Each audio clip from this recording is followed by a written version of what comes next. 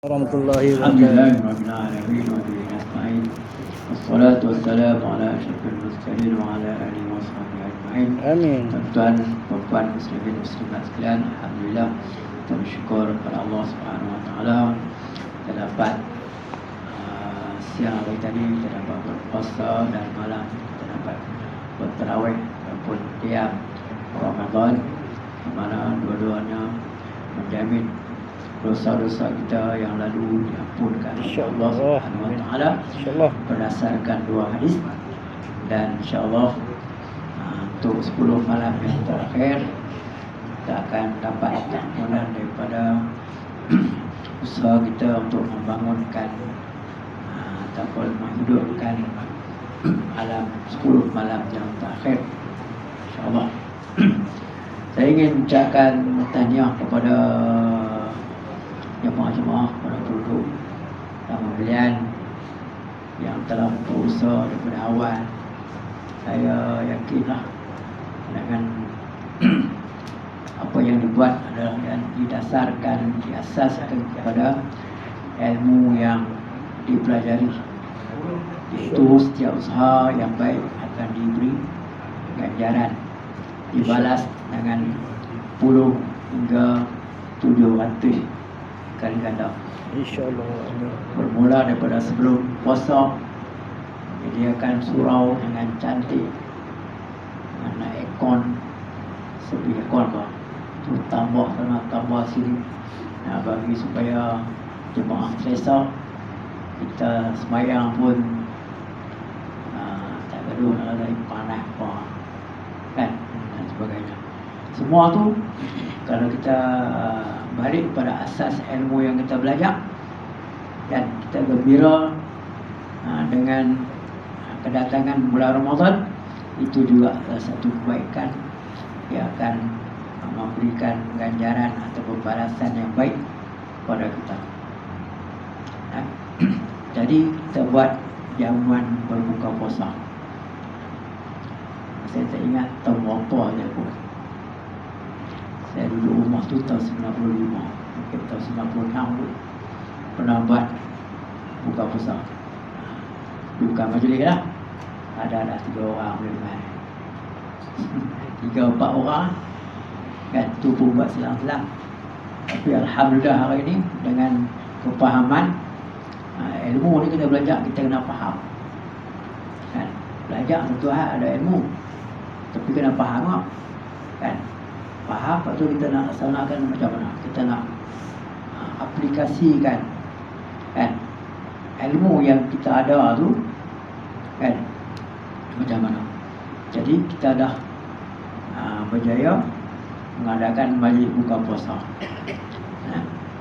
Ramai orang akan dapat ganjaran pahala selain pada orang yang manjabu buat jamuan tu kan. Janganlah apa pun sebut dalam hadis, kalau yang kosong pun dapat pahala. Ada sebenarnya ada tiga kebaikan orang tu akan dapat. Yang pertama, dilepaskan daripada neraka. Yang kedua, diampunkan dosa dia. Yang ketiga, diberi ganjaran pahala sebanyak mana pahala yang diperoleh oleh orang yang berpuasa yang dia jamu. Jadi Ustazah Yus buat pahala kita semua dapat banyak mana? Semua akan input pada pahala Ustazah. Topak lagi pahala dia banyak kan? Saya Pahala yang sebanyak tu bukan saja dapat dengan kita buat majlis macam ni. Sebiji kurma pun, seteguk ayam pun, teguk susu pun dapat pahala. Jadi kan, kalau seorang seteguk pun, siapa yang minum air tu akan dapat pahala.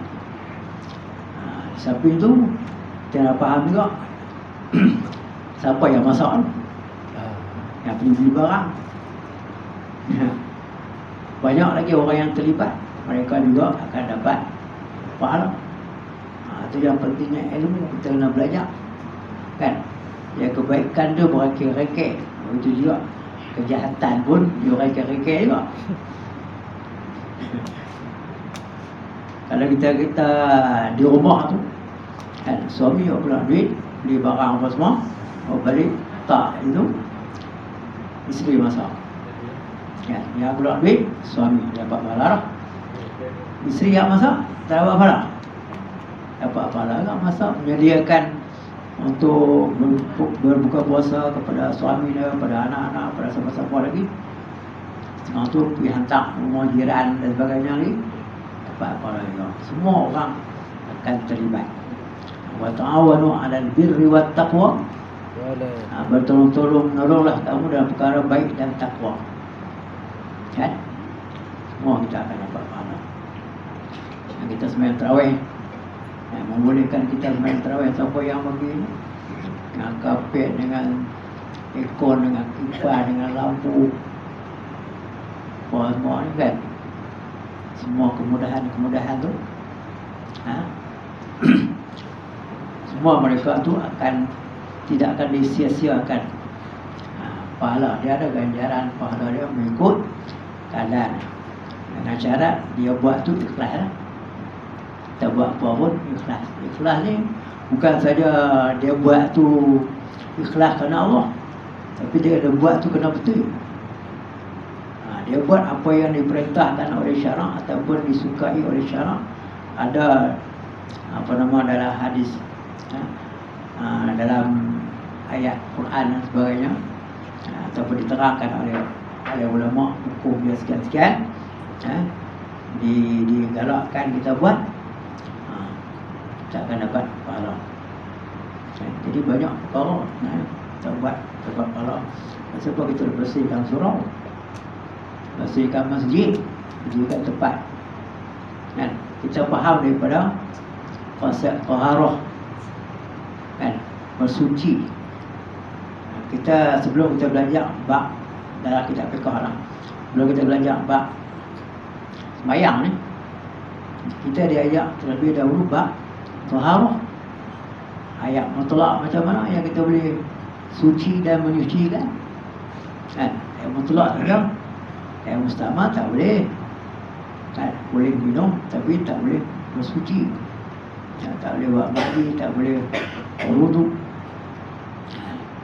Ayat mustanajis lagi lah tak boleh. Ayat musyamah boleh, dimakruh, kan?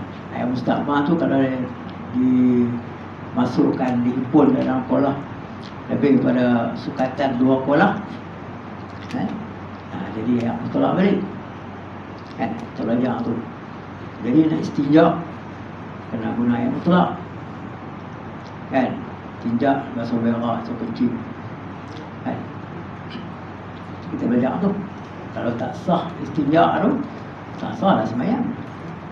Syarat sah sembahyang ni bersuci daripada najis dan hadas. Kita mandi pun tak sah, berwuduk pun tak sah, kan?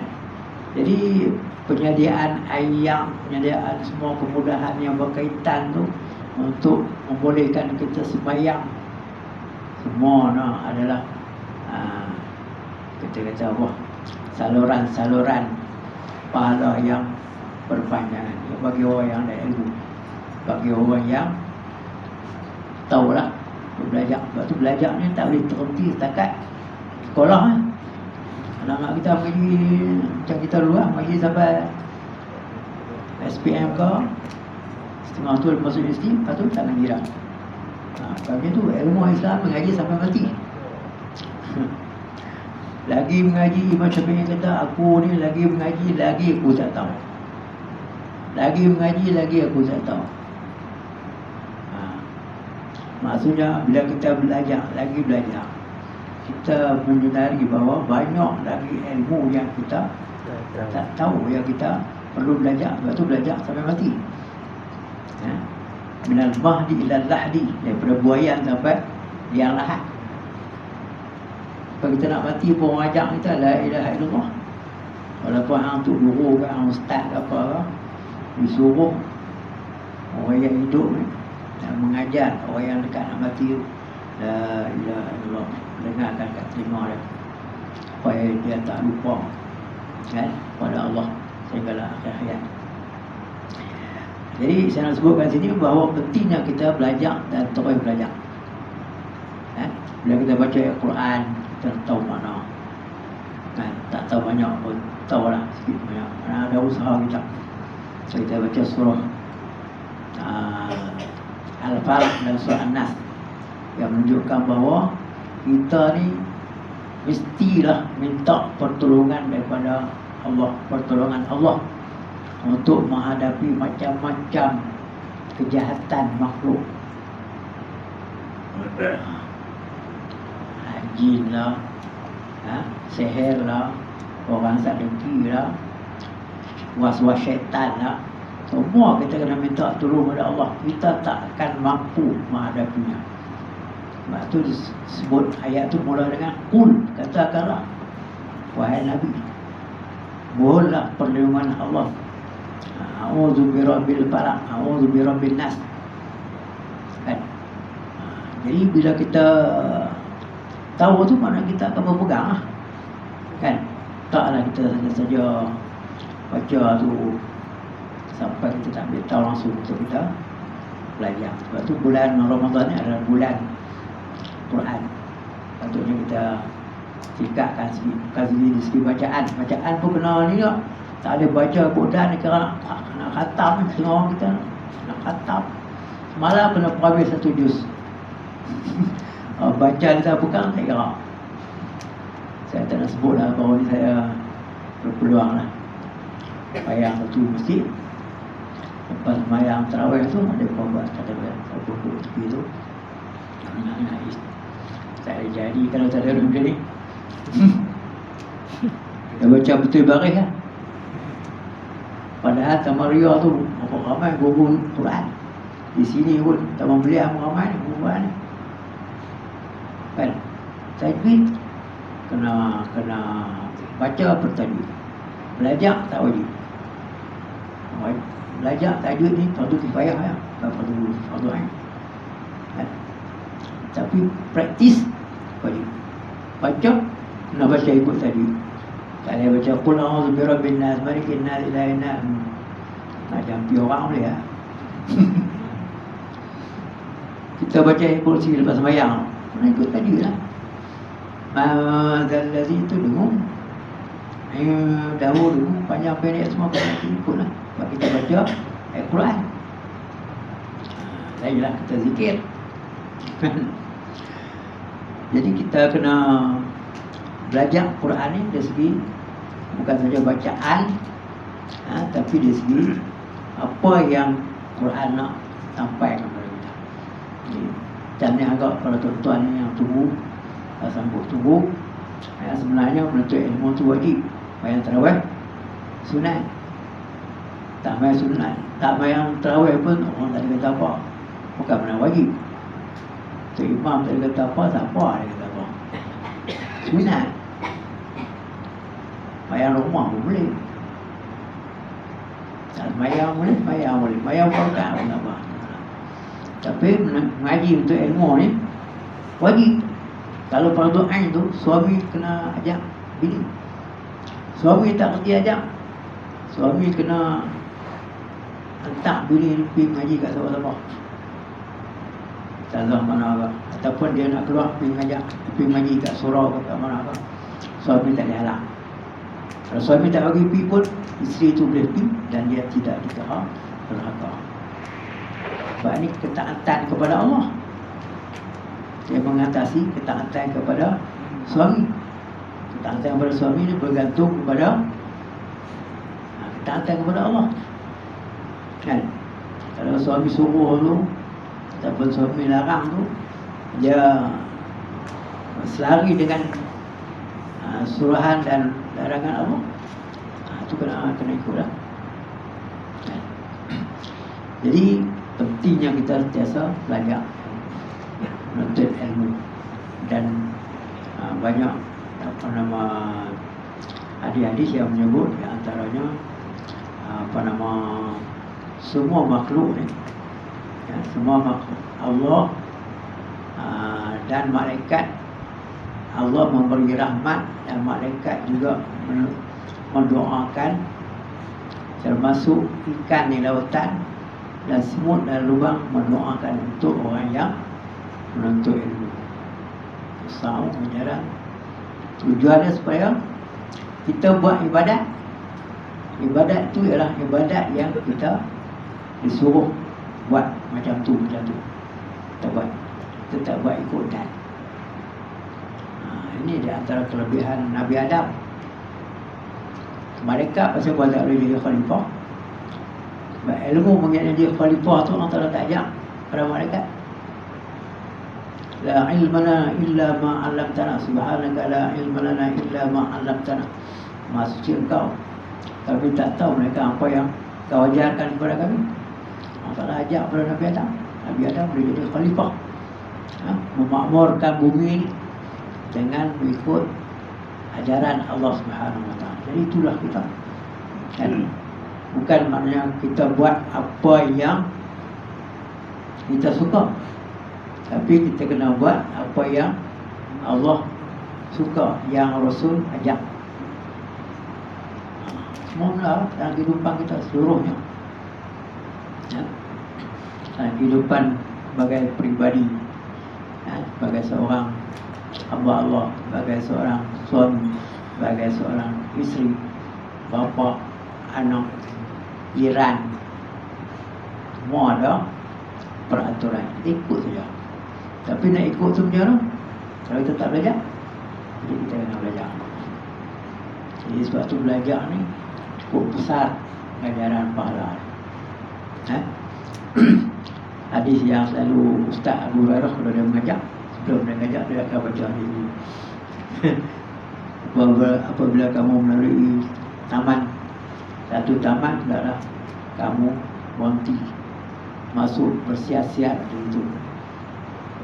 Kan sahabat tanya, taman itu apa dia? Taman syurga tu apa dia? Kan? Itu majlis ilmu, majlis zikir. Jadi kita tengok bila kita ada ilmu ni, banyak benda yang kita mendapat ganjaran pahala. Kalau kita tak ada ilmu, mungkin kita percuma macam tu saja. Duit sekupang tu dia akan bertukar jadi nilai dia RM7, kan? RM1 jadi RM700 kalau kita ada ilmu. Macam mana nak tingkatkan duit ni? Kita buat sedekah, kan?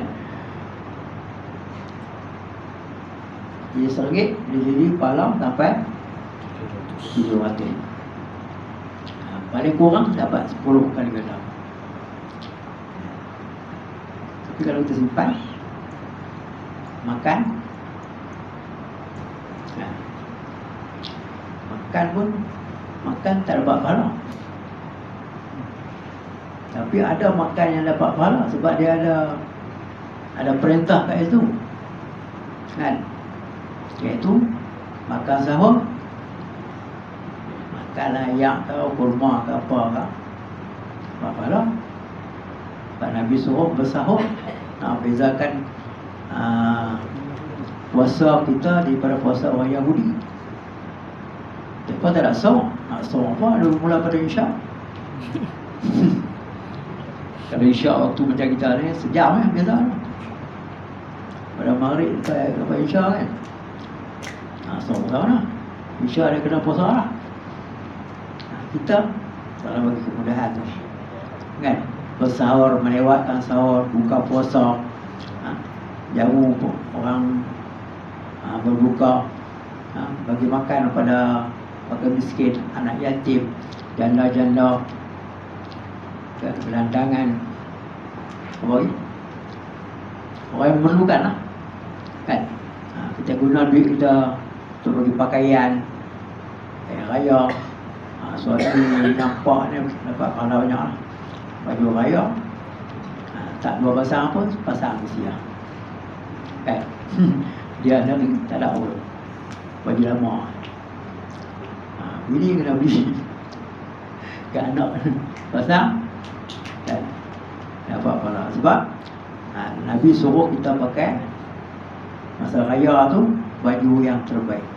Kalau ada baju baru, pakai baju baru. Jadi kita pakai baju baru tu dapat pahala sebab ada disarankan dalam hadis. Kemudian juga bila kita nak pergi sembahyang raya, sebelum sembahyang raya tu kita disunatkan buat macam-macam, bersihkan diri, potong kuku, trim misai ataupun buang toy hingga biar masuk dalam mulut. Kan, bulu ketiak, bulu jari apa semua bersihkan badan, mandi, kan, pergi sembahyang raya. Pergi sembahyang ikut jalan jauh, balik ikut jalan dekat. Kan, itu kena ada ilmu tu, kan. Kita pakai pakaian, kita dapat pahala. Digalakkan kita pakai pakaian baru, kita pakai pakaian baru. Dan Jumaat sunatkan kita pakai pakaian putih, kita pun pakai pakaian putih. Dapat pahala. Sunatkan kita pakai wangi-wangian lelaki, kan. Bukan rumah lah, keluar rumah pakai. Untuk semayang ni pakai elok-elok. Khuzu zinatakum inda kulli masjid. Ambillah perhiasan kamu ketika nak pergi semayang. Terutamanya pergi masjid lah, sebab masjid ni ramai orang. Pakai elok, ramai. Itu berdasarkan kepada tu, maknanya kita buat tu bukan dengan keinginan kita, kan. Walaupun dalam tu ada juga keinginan kita, kan? Tidak macam kita nak pakai ni, kan. Tapi disarankan kita buat mesti kita pun. Itu letaknya orang yang berilmu dengan orang yang tak berilmu. Tengok perbuatan yang sama, bayang yang sama. Kita tengok, kan, orang yang sembahyang, orang yang berilmu saja ada ganjaran diterima. Bayang orang yang ikut-ikut orang, walaupun sama dia buat, tak jadi buang. Pada tak belajar, kita tahu rukun yang mana satu, syarat yang mana satu, kan, sunat yang mana satu yang boleh tinggal. Rukun tak boleh tinggal. Lepas tu kena buat lebih sempurna pula, kan. Ada tumakninah dan sebagainya. Jadi balik pada persoalan tadi, maknanya kita peluang kita dalam bulan Ramadan ni supaya kita ambil sesuatu, di antaranya kita cari ilmu. Bila kita dapat ilmu, kita amalkan. Dalam bulan Ramadan ni suruh kita perbanyakkan amalan. Main tarawih dia tak ada dalam bulan ni. Hal lain semua ada. Main witir ada.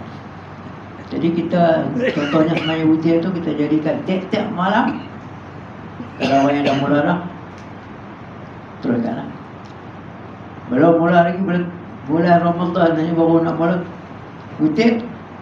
Lepas ni kita azam dasar kepada ada hadis yang suruh kita berwitir, main witir, bayang witir walaupun satu rakaat tiap-tiap malam. Buat witir tiap-tiap malam. Lepas isyak kita bayang sunat isyak. Lepas dia kita witir walaupun satu rakaat. Jadi kan istiqamah sampai habis, kan. Kalau tidak kita nak zikir tu.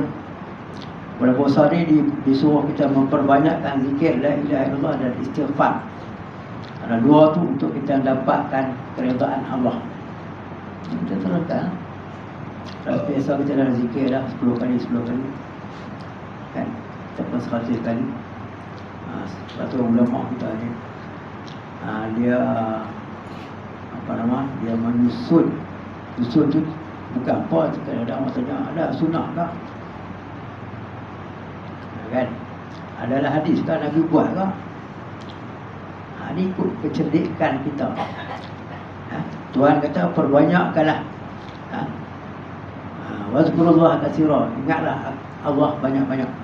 Macam mana kita nak jadikan diri kita ni ingat Allah banyak-banyak dan kita tak lupa. Jadi ulama kita pun susun lepas sembahyang, baca ni, kan. Tapi ikutlah. Kalau kita tak baca masa tu, baca masa lain, tak apa, tak masalah.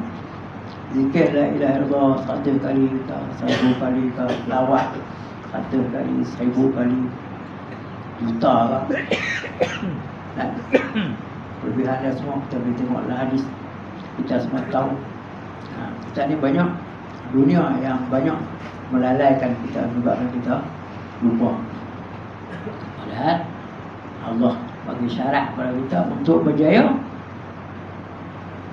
kena ingat Allah banyak-banyak. Wazkurullah katsiran la'allakum tuflihun. Ingatlah Allah banyak-banyak supaya kamu berjaya. Baik zikir semua banyak. Kita cari je lah ruang masa macam mana. Macam bulan Ramadan ni kan, nak buat lepas mayang lah, supaya kita tak lupa kan lepas mayang. Walaupun tak imam tak buat, dia kadang-kadang imam tiga boleh tak buat, tak apa lah tak imam. Dia punya masalah lah. Boleh macam masalah lain kita jangan tinggal ayat kursi la ilaha illallah wahdahu la syarika lah tu kan. Habis kemudian tiga kali tu subhanallah alhamdulillah Allahu akbar, tiga kali dengan penutup ya, jadi 100 kan. Kemudian kita la ilaha illallah, zikir la ilaha illallah. Kalau boleh lagi lepas dia ada pagi petang lah, zikir pagi petang. Pagi subhanallah wa bihamdi subhanallah azim. Petang juga pasang lah sampai malam kan, baca lagi 100. 100 pagi, 100 petang. Ini contoh lah, kan mestinya 100. Tapi itulah, kalau kita tetapkan dia tu, ni disiplin diri kita sendiri lah. Kalau kita tetapkan yang mana kita nak macam mana, tak tahu bulan Ramadan main ulang. Amal satu kita tak buat pun. Begitulah kalau kita baca Quran. Kalau kita baca Quran ni sehari satu muka, banyak mana lah kan. Ada 500 muka buat dah 500 nanti habis kan. Kita baca sehari satu kan.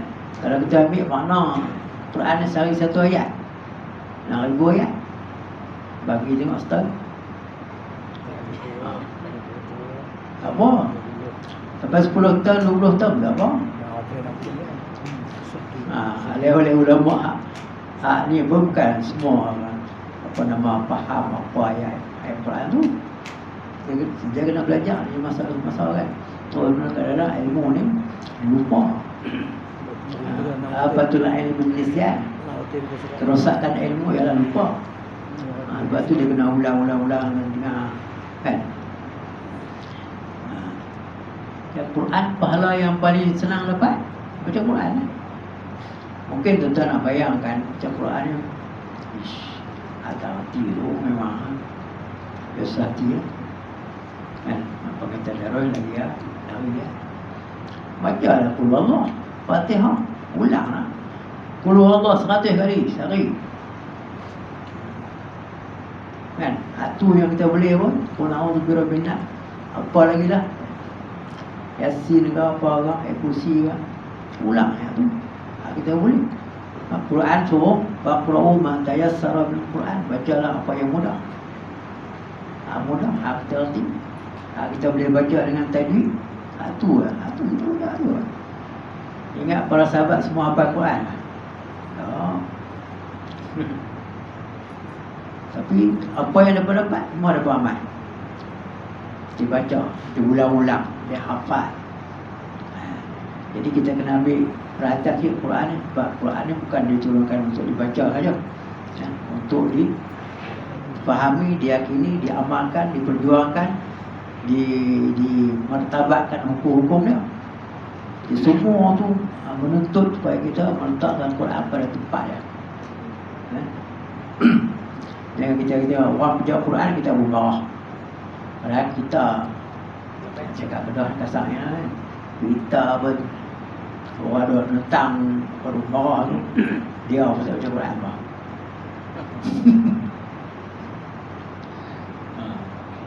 Lepas tu kita bagi perhatian pada Quran ni lain. Dengan cara kita belajar sikit-sikit, lama-lama boleh kan. Tak mana boleh lah. Ikut kemampuan kita lah. Tapi kita bagi perhatian pada Quran. Macam mana kita tengok Qurannya orang memberi perhatian pada Quran pelbagai. Contohnya orang yang menulis Quran tu, asal dia bukan khat tu, khat yang dalam ni kan, khat buat saya lupa nama khat tu. Dulu khat kufi. Khat kufi itu yang tak mana sini tak apa. Petak-petak sikit tu. Yang ditulis waktu di Mubari. Lalu cetakkan pula dengan tajwid, dengan warna, dengan macam-macam warna baca tu.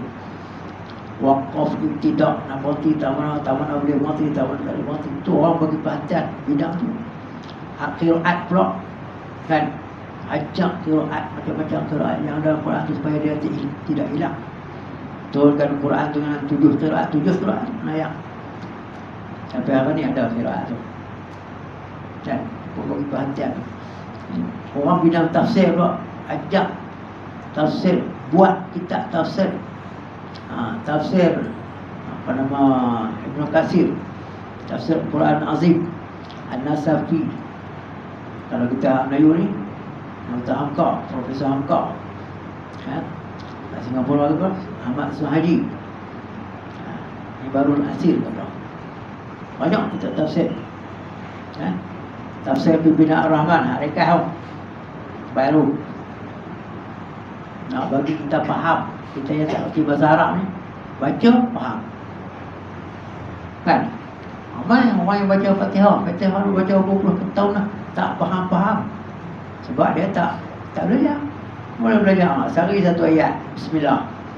Esok, kan? Alhamdulillahirabbil alamin. Lepas tu 7 hari selesai.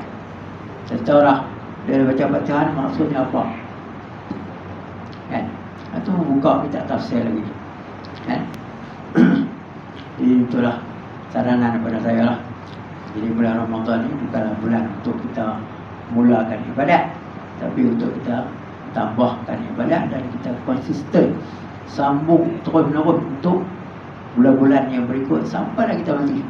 Walaupun tak ada nak bulan Ramadan yang akan datang ni mungkin kita tak sempat lah, tapi kita akan teruskan amalan kita bulan Ramadan yang kita dapat semangat daripada bulan Ramadan, kita teruskan. Orang yang mengajar Quran, terus mengajar. Orang yang mengajar macam-macam tu, terus mengajar.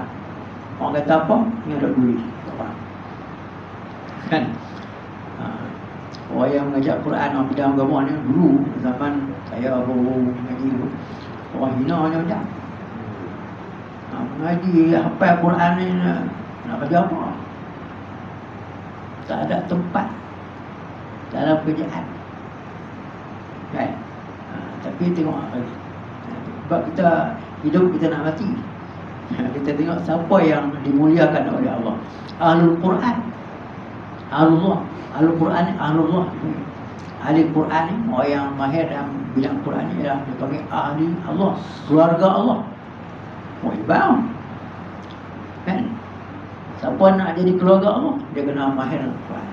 Baca Quran, belajar sampailah. Kan? Saya pun yang boleh menjadi puluh tahun nak mengaji. Kan? Umur 10 tahun tak kata lagi Quran, mengaji kat kampung. Pergi mengaji kat tak Khalid, arwah tak Khalid, masa Ahmad. Baca tak saya kena cuti. Sampailah betul. Tu dia baca betul pun. Buat mengaji lagi, belajar. Barulah boleh sikit. Kan?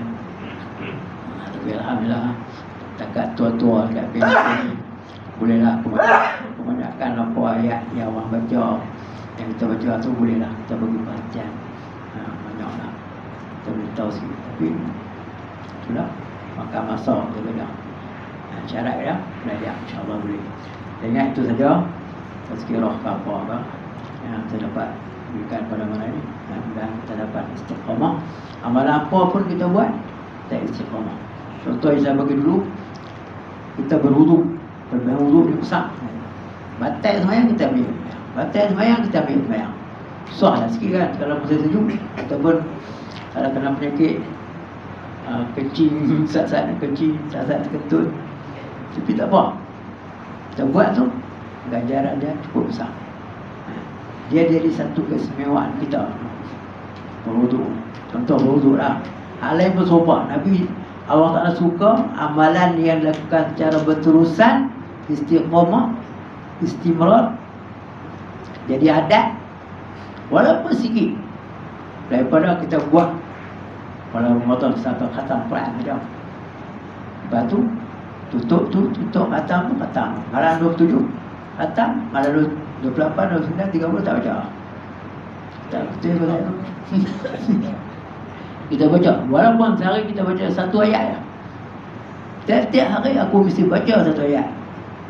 Mana pun nak baca satu ayat. Terus ya, sampai mati.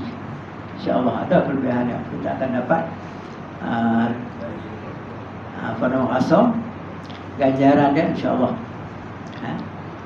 Apabila kita mengakhiri hayat kita ataupun telah kita mati. Quran nak baca walaupun satu ayat. Boleh. Kalau kita Dengar pun dapat pahala dalam seperti mana baca. Idza qira'al Quran fastami'u lahu wa ansitu. Apabila dibacakan kepada kamu Al-Quran, adalah kamu dengar. Wa ansitu, dan diam. Dengar Quran sama dengan pahala dengan membaca. Sebab tu Nabi suka dengar Abu Musa Al-Asy'ari baca Quran kepada Abu Musa baca sedap. Nabi pun dengar. Sampai Abu Musa kata, ke Quran turunkan kepada kau, takkan kau dengar kami baca? Kan? Tapi Nabi suka. Selain daripada Nabi suka baca, Nabi suka dengar orang saya baca.